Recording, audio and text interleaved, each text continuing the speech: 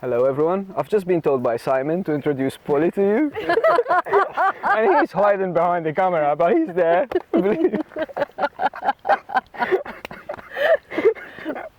I've never really done this before, but hello Polly. Hello, Peppi. Lovely to be sitting here in your beautiful paradise. It is a paradise on a day like today. It's just amazing. Yeah, it's absolutely amazing. So yes, please welcome Polly Higgins to Baha, Oasis in Malta. This is a permaculture research farm here that's been going on for 12 years, and it's just amazing. We've been reading articles about Polly and the amazing work that she's doing, introducing Ecocide Law amongst others, and running other workshops and inspiring young people to go big with their dreams in order to just make a stand for the earth and what we stand for together. So welcome, Polly. Oh, thank you, Peppi. I was really chuffed meeting you at the grassy hopper yesterday. Yeah, no, likewise. By surprise. Yes. And today you're here, and we have had a bit of look around in here, and it's amazing how thankful also to Simon, who has been weaving all this for quite some time, and planning and working it out, but it's been effortless for me. I really haven't done anything about it. Well, you can't say that. I mean, this is 12 years of creating but it's an different. oasis It's here. different, yeah. Yeah, but this is all time consuming. I know when you live a dream, it takes up every moment of your life. And this is quite a remarkable dream that's coming into reality here. But it's, Peppi, it's really interesting because you are fundamentally a really unreasonable person, and I really like that. Because all permies are really unreasonable people. They say, I don't want to live in the norm of using pesticides and chemicals. I want to live with land in a very different way. I tell them they should meditate a bit more and accepting this thing. Because it's hard work not to. Yeah.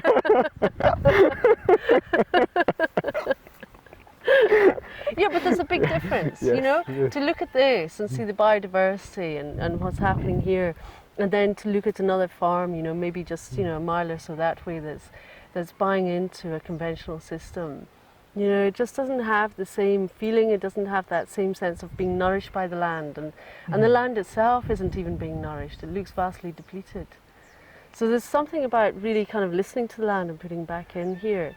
And you've got trees here, you're grafting, you've planted things 12 years ago that are now finally flowering and what have you. This is a living legacy, isn't it? I think it is, yes. It's like art, in a way, but it's a living art. Yeah. And really the gift that permaculture gives you when you really immerse yourself in it and just open to it.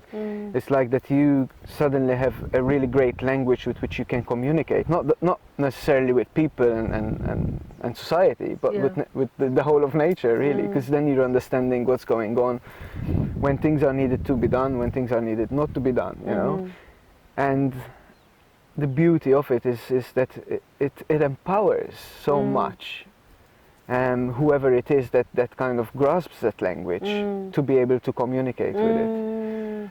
And through that communication there's a lot of growth which happens, and this is what I appreciate mostly about, is that there's this flow of energy all the time, that kind of, yes, you put in a lot of work, and if you do it right, then so much more comes back, not just for you, but also for people that have come in touch with that as well.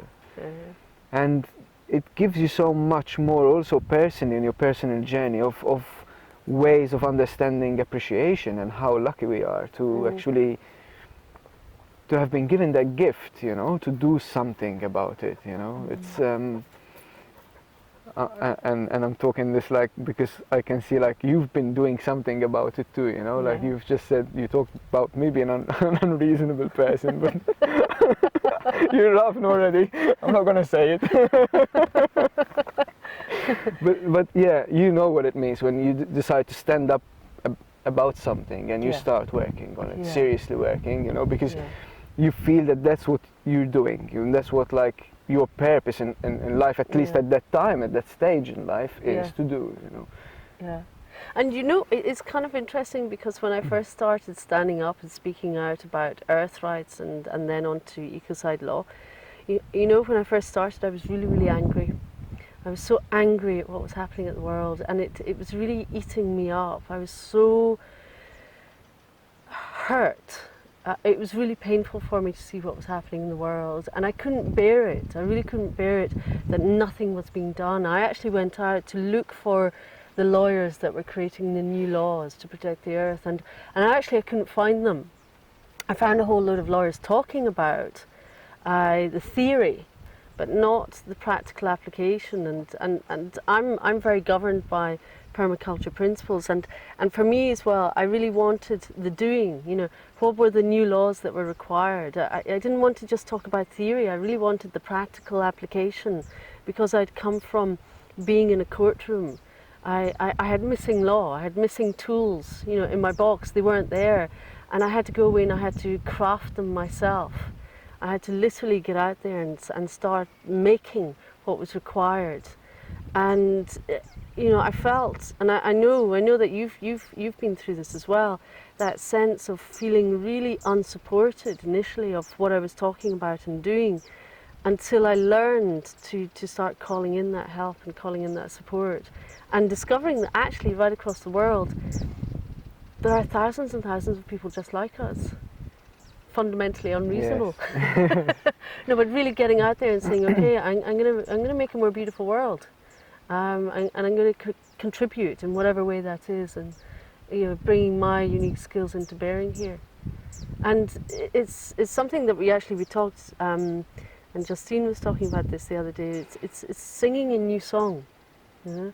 And in a way, that's what I'm doing with law. I'm singing a new song of what law is. It's really about moving away from the significant harm to the harmony. And words and written words can be harmonious. It's a different tune that's then sung, and especially with law, this is about letting go of a lot of useless law. Now you know this. You know you have to get permits for everything that you're doing here. This is a country that's you can't do anything without a permit. You know, water, planting. You're restricted on so many things to do, and it's taking you so much longer to do what you're doing, but you're still doing it. Yes, I think there's something which is there's a comparison here which I see also between the limitations that are also in the geographical region, that are like, because we're on a very dry island, we have very little soil, we have hardly any fresh water, you know, there's already all these limitations. And then on top of this, there's all the other bureaucratic limitations that come in. We're an overpopulated island as well, and so maybe the law then that has been put in to restrict certain activities which might have been potentially harmful to the ecosystem in some way or other, but they've also hindered positive growth. Because rather than having a law that is aiding and supporting something which is growing, we have laws which are stopping that which could potentially be harmful. But then we're not putting anything which is a subject as to how things should be done and can be done in a positive way, you know. And this is I think why permaculture is so important to be heeded, because it's actually putting man as a living being, but he is orchestrating nature, so to speak, in a way, in that micro environment, that then it starts growing again in a positive way. And I think, like you know, of course, that laws will make a lot more sense when they're made into protecting and putting growth forward, rather than to restrict something which could potentially nourish the earth back.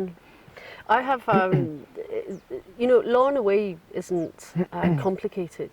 It's just lawyers that make it really complicated. And in truth, you can ask a very simple question: whose interests are being protected here by law? Is it people and planet, or is it the polluter? And very often you can look at laws, and if they're harmful, then it's not good law. You know, if it's preventing the health and well-being, the nourishment of the land and of the community that are living there, if it's actually preventing that from moving forward, then that's a hindrance, and it can actually stifle the growth of community, the wider earth community. And it's kind of interesting because looking around here, you know, despite the odds, you've managed to bring into being something truly remarkable. This is really a kind of, it's like setting a precedent for what is possible right across this island. You know, if you can make this work here, this can work all over the island. There's absolutely no reason why not. And you know, at the moment, this is the exception, not the norm. And it's really about when that time comes, when it flips. You know, here you are, you have really big ideas about how you could take this forward in a far bigger way. And there is the opportunity here, but it's being hindered. You know, you're not, the supporting system isn't in place yet to allow this to really move forward fast and easily and freely as well. Yeah. I think also, because consciously we are right here at this moment, you know, and we are, as you say, also governed by this system. Yeah. But this system being governed by something larger than, you know, what it is, and that energy which is more conscious about growth. Yeah. And the capitalistic energy, you know, that's driving it.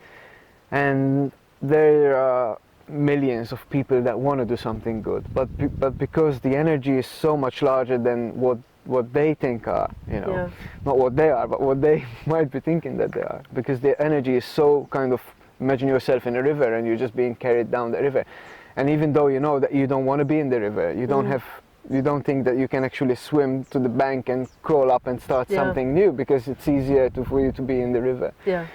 And I think when I look around and I see people that, you know, come for a workshop or listen, and they say, oh, I want to do that, oh, that's really great, and we want to support that, but then come Monday morning, and they're back in the river, because that current is so strong. Yeah.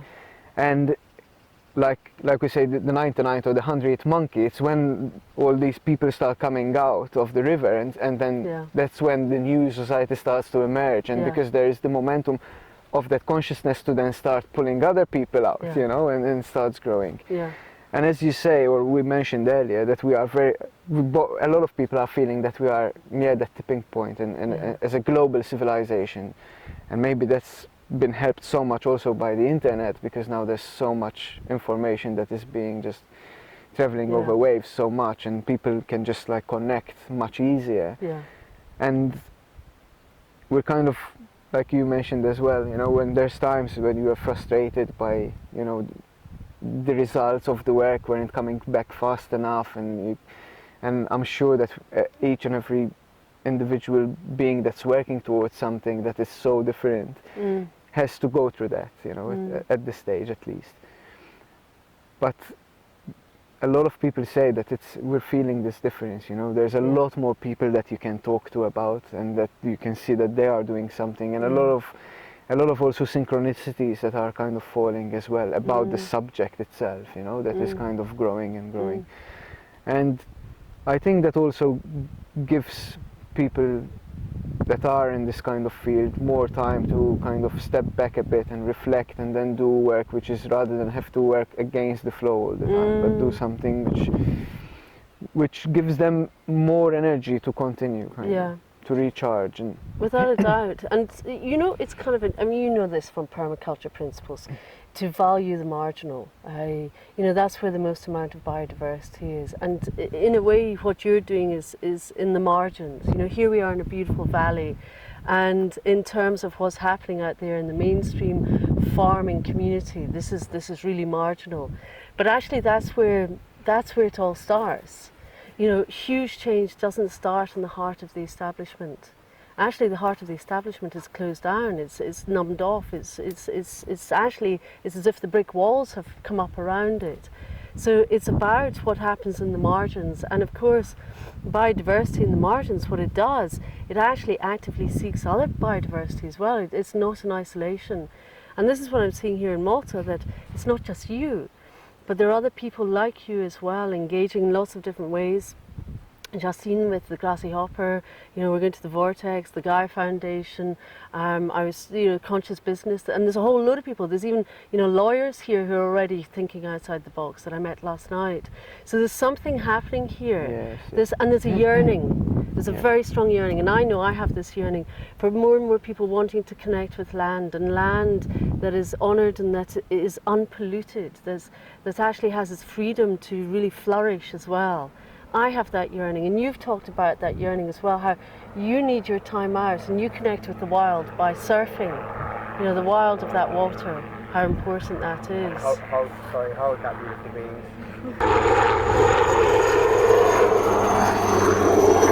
Or they're doing the military doing training? Or? Oh, okay. You have a military here? Well, like scouts. What do they do? But they have a few gadgets to play with. Okay. Maybe we could reinvent the military here. It becomes the green military, they send them out and get them planting and engaging with the land. That's one idea that I've got actually. Okay. That's an idea that I've got to get bioregional pioneers. Yes. That basically each different council will have like permacultures that come and train people, unemployed people in the region. And then they can start starting their own cleanups, starting their own charts of map out their region, seeing where the resources are, and start employment like that. Yeah, exactly. And then start growing food in the region as well. And make that as a place of the region. So each place and person would have ownership of that, so that they will look after it more. And it can start that as a really good project. In a place because Malta's so small. Exactly. It's not something which is hugely untangible, it's something which is actually quite within reach. And also there are an awful lot of small farmers, small holdings. So this is really workable. Everywhere we go we see tiny little patches that are kind of cornered off and someone's doing some kind of farming of some sort. But I was really distressed when I heard that Friends of the Earth did a report a few years ago, and that out of all the countries in the EU, Malta used the highest amount of pesticides and Roundup of any country, and 90% of the land, I think, has been polluted through pesticide use, which has huge implications for the water table here. And that this is a land that was built on rock. It's one major rock here, a beautiful rock, but also the remediation of that land and remediation of water, which we know we can do this, and we can do this through natural processes as well, that land can be healed and can be restored, and in truth it doesn't really take so very long to do that. Exactly. It just needs willpower. We already know how to. It's not rocket science. Exactly. We have the expertise exactly how to do this. And political will. And engaging enough people to work on projects like this, and they can be done within less than 5 years. This is it. And what about trees? Tell me about trees here. Trees, if we look at the larger picture, Malta had a type of Mediterranean forest thousands of years ago. Through different civilizations, those trees have been cut down and used for different purposes. And then we also had overgrazing, which destroyed a lot of shrubberies and types of trees. And now what we've got are remnants of what these old Mediterranean forests were. And some spots we still have a nice variety of the remnants of these. And then we have a lot of garrigue, and steppe, which is basically a lot of small plants and shrubs and types of, some are succulents, but a lot aren't, that live with very little soil in the rock crevices. These are the last expression of a forest. And basically, when you look at this microclimate, it's just mirroring back in time of what it would have been looked, but much larger than that, obviously. And at the moment, even the diversity, that there is very lush, but these are the last beings of this vegetation world that are clinging on before the mineral world, basically. So what is really important is what nature is doing, but nature doesn't know the same time concept that we know as human beings, is to rebuild that back up. And for nature to do that, it takes its process and time to build the soil back up to what is needed for the next level and the next level and the next level, because we know that nature itself is doing that.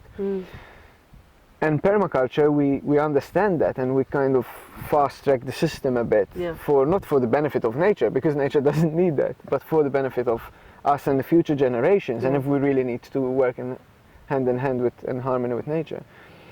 So understanding the ability of varieties of trees and what they do and what they are doing, you know, is very important for us. We have quite a number of indigenous trees that we can use, and that they're very productive as well, such as the almonds and types of fruit that we can graft on almonds, a variety of olives, a lot of other soft fruit and pomegranates, and there's quite a number of trees that do really well in the center of the island. But then we have a lot of wind and salty wind, and dry, arid, soft soil, and shallow soil in around the coasts. So in around these areas we need to work a lot more with re-establishing microclimates and re-establishing the soil biota in order for productive trees to kick back much faster, kind of thing. In this patch over here there's quite a wide variety of flora and productive trees, as well as other trees that kind of are fixing the soil or giving us biomass to turn back into the soil. But this needs to be understood a lot better. This needs to be taken up as well as potential projects for the island, because we as permaculturists understand the ability of trees to hold down water and attract water vapor and create the microclimate for water, which is basically then bouncing life back up. And you know, when we were driving here, you get to a certain point, and we kind of went over a hill and came down, and it was just, oh wow, everything's different. It was so much more lush, so many more trees, just so much variety of vegetation playing out in front of us, you know, just driving here. And it was almost as if a switch had been turned, you know, to see the difference, the contrast, and how, you know, by actually managing land lightly, with a light hand, a light touch, and not using chemicals, not using pesticides, you know, inviting biodiversity back in, can make a huge difference. You can hear it, you know, as well, and that's so important. You know, this isn't rocket science at the end of the day. It's common sense, isn't it? It is for a lot of us, yes. And after some time you actually see how much more of a bigger picture it is than what you started off with as well, because it gives you all this back, and every day is a lesson, you know. It's and more space for appreciation about like how, you know, that little bit every day that you do actually comes back in so much more steps. Sure. And what you're planting here today, how much it gives back to future generations. Yeah, when you're not even here. I'm very interested in living legacies, how what we do, what we choose to do in our lives here and now can leave a living legacy for future generations. And recently I was writing my will. I'd never written a will before, and I decided that, you know, I don't want to go through, you know, a normal legal process.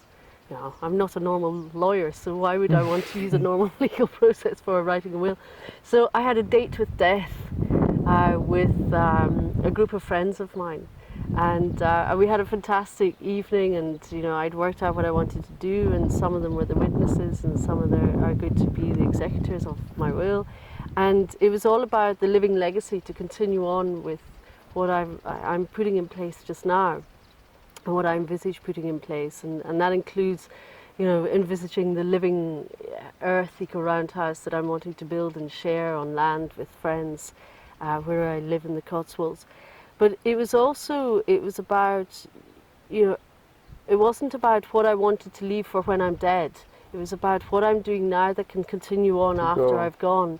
And what do I want to make sure that, you know, even if I just suddenly go tomorrow, it's going to continue on in different ways, and giving people the freedom within that to continue on with in whatever manner of means they That feel they best. yeah. So what was so important for me was to really identify the intrinsic values that I was wanting to see if others would help Yeah. take further forward. And in a way, this is also how I'm operating with taking Ecocide Law forward, because everything I'm doing, I'm decentralizing, you know, and permaculture is kind of like that. You know, this isn't a big command and control system. You're not wanting some great domineering system that takes over the whole island, you know, or whatever. It's actually about, like you said earlier, empowerment, empowering others so that they learn the skills, the tools that they can then take forward and use in their own life, and not just on the land, but in their own way of being and doing as well. And for me, this became a deeper understanding of my own spiritual journey. When I first started out looking for laws to stop, you know, the ecocides out there, it took me on a journey to the ecocides in here. What is it within me? What are my patterns of harm? What is it that is destroying me? What is it that I need to let go of, and really allow myself to be out there with greater freedom.